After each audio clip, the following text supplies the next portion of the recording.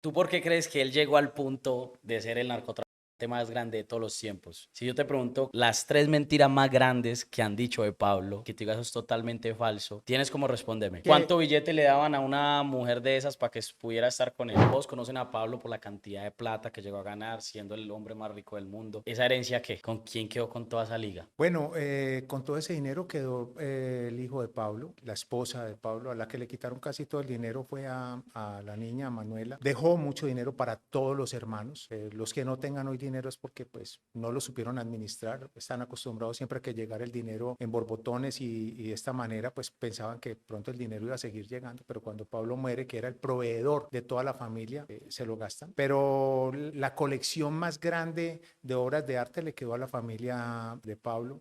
La colección más gigante de carros le quedó a Juan Pablo, el hijo de Pablo. Y así sucesivamente, casi todo el dinero le quedó a ellos. Yo no voy a decir que a todos nosotros no nos quedó algo de Pablo. A todos nos quedó un poco. A uno nos gusta trabajar, nos Mm, gusta hacerlo de nosotros, nos gusta lucharla para hacer un proyecto de vida totalmente diferente, diferenciador, ok. pero dinero hubo por miles y miles de millones. ¿Y a ti te tocó una tajada? A todo el mundo le tocó una tajada. Yo no conozco a nadie en Medellín que pueda decir, o al menos el 99%, que de una u otra manera no recibió plata de Pablo en un negocio. Si una casa valía 500.000 pesos en aquella época, se le iban a vender a Pablo, valía 1 millón. Entonces todo el mundo hizo economía a base de Pablo Escobar Gaviria. Entonces tú puedes vivir tranquilo, relajado, simplemente por las regalías de Pablo, por así decirlo. Bueno, yo te voy a decir algo.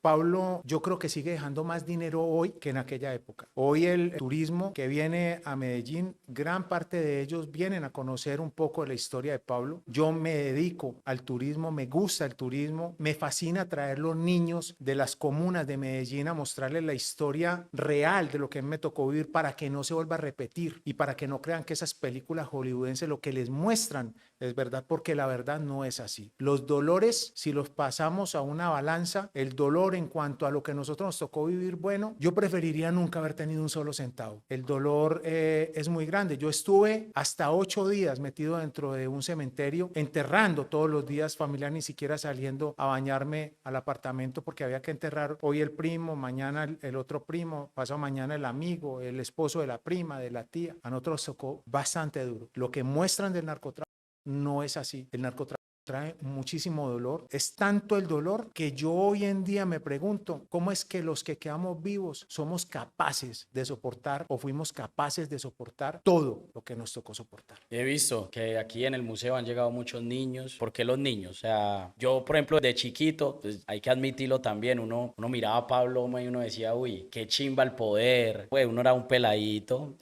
Ahorita últimamente, pues también los pelados, que si no son calle, que quieren ser calle, que quieren coger un fierro, que eso. O sea, y yo creo que en parte de eso, un referente ha sido Pablo.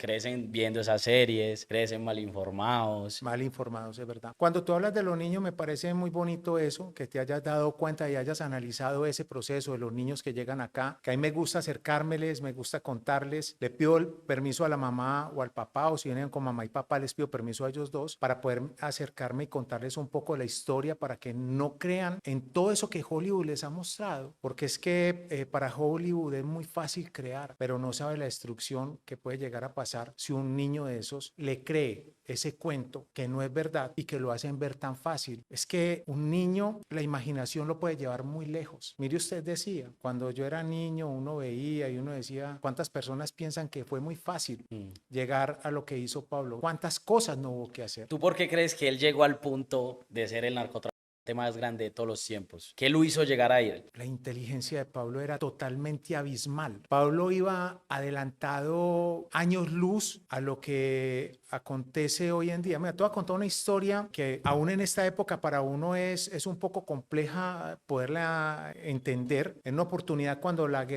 está un poco álgida, cuando había mucho problema, nos dan la opción de irnos a estudiar a Inglaterra o qué país queríamos de ir a estudiar. Yo escojo Suiza, yo me crié y estudié en Suiza y en una conversación con Pablo, en esas largas madrugadas, me dice, ¿usted sabe quién va a dominar el mundo en un futuro? Y yo le digo, no, tío, ¿quién? Los americanos. Y me dice, no, el futuro del mundo va a estar dominado por los musulmanes. Hablamos en aquella época, 1984, que no existía Google. Entonces empieza a pasar el tiempo, empiezan a pasar los años, yo me voy para Europa, estudio en Europa, regreso a Colombia y vuelvo a Europa y me empiezo a dar cuenta que el bullying hoy en día, dentro de los colegios franceses, suizos, alemanes, italianos, no lo hacen ellos mismos, ya son los musulmanes los que les hacen el bullying a ellos. Entonces, yo cuando vi eso que llegué allá, yo decía, uy, Dios mío, pero Pablo, ¿cómo hacía para ver más allá de lo que normalmente uno podría ver? O sea, yo incluso me fui para Suiza y nunca percibí eso, pero hoy si vos llegas a Europa, lo percibís en todas partes, están los musulmanes por todas partes regados, hay gente muy buena también de ellos, pero el bullying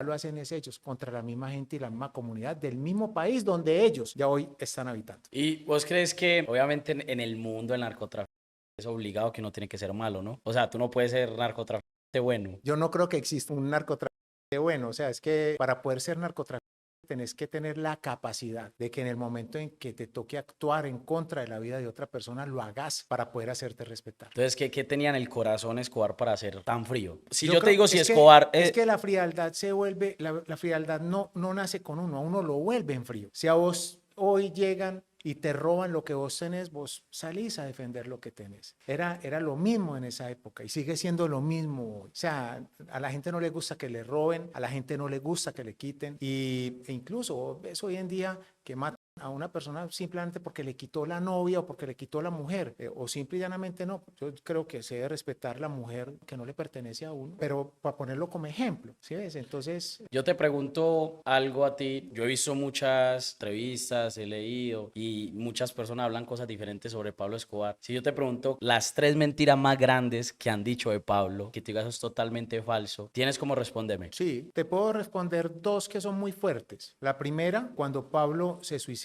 que no fue ni abatido ni absolutamente nada de eso. ¿Por qué se suicida? ¿Cómo sabes tú eso? A ver, nosotros hemos hecho un estudio, al menos yo lo he hecho muy concienzudamente. Yo incluso tengo todos los documentos legales de las necropsias de todas y cada una de las personas que murieron en la guerra que pertenecieron a nuestra organización, a la organización de Pablo. Te voy a hacer una sola invitación. Mira el video de la muerte de Pablo y analiza dónde muere el Limón. Limón no muere dentro de la casa. Analiza una segunda cosa, el tiro que le pegan a Limón se lo pegan exactamente en la frente y está en caída, o sea que él estaba de rodillas, ya lo tenían frenado. ¿Quién entrega a Pablo? El Limón. Esa es la realidad. ¿Y por qué tiene tanta relevancia si murió él o si él se suicidó o lo mataron? ¿Por qué crees que tiene tanta relevancia? Para mí mucha, porque vos cuando llegabas donde Pablo siempre había un arma a disposición para vos para defenderte, te decían cuántos tiros tenía la pistola y te decían recuerde, Pablo, ese era el lema de Pablo, recuerde, el último tiro, oído derecho, salida oído izquierdo, eso no va a fallar, pero aquí no nos agarran a ninguno. Pablo decía a mí, jamás me van a colocar unas esposas. Pablo estaba, eso lo tenía dentro de su cabeza 100% seguro. Pero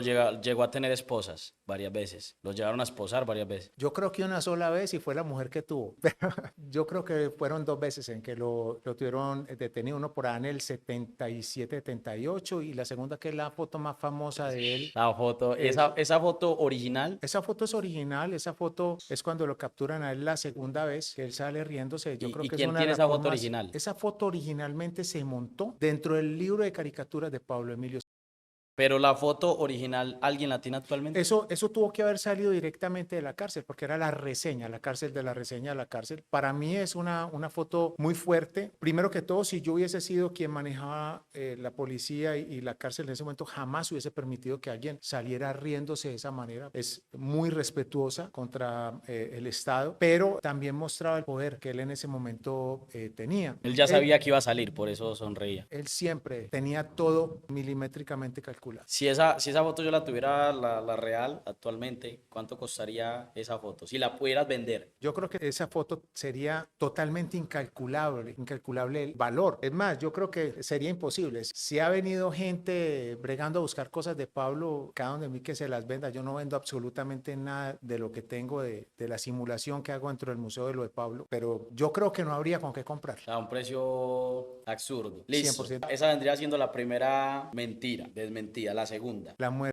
de Luis Carlos Galán Sarmiento. Pablo no tuvo nada que ver con la muerte Luis Carlos Galán Sarmiento. Hay una persona en la cárcel en este momento que es Santofimio Otero pagando una condena por algo que no tuvo nada que ver tampoco. Pues lo tienen ahí metido en la cárcel simplemente porque al Estado colombiano le dio la gana de poner ahí un parapeto. Pero la responsabilidad del responsable o la persona que responsabilizan es al mismo general de la Policía Secreta de Colombia, el general Miguel Maza Márquez. Pero yo estaba con Pablo el día que muere Luis Carlos Galán Sarmiento y él dice, eso no fuimos nosotros. O sea, ¿quién sabe ahora cuántos van a venir a cobrármelo? Y pasa la noche, como a las 3 de la mañana, Pablo, después de haber caminado mucho rato, porque él se levantaba y caminaba y pensaba, poco hablaba, escuchaba mucho, dice, ya se murió, aprovechémoslo. Entonces se refería que si no había tenido nada que ver Pablo con la muerte, que seguro iban a venir a cobrarlo, pero que si ya todo el mundo estaba diciendo que había sido Pablo, pues que había que aprovechar. Y Pablo aprovecha la muerte de Galán y de ahí empieza todo ese proceso. Es la única persona en el mundo que ha cambiado la constitución política del país a su favor para lo que él quería. Mira, como ninguno, yo creo que la mayoría de los que está viendo,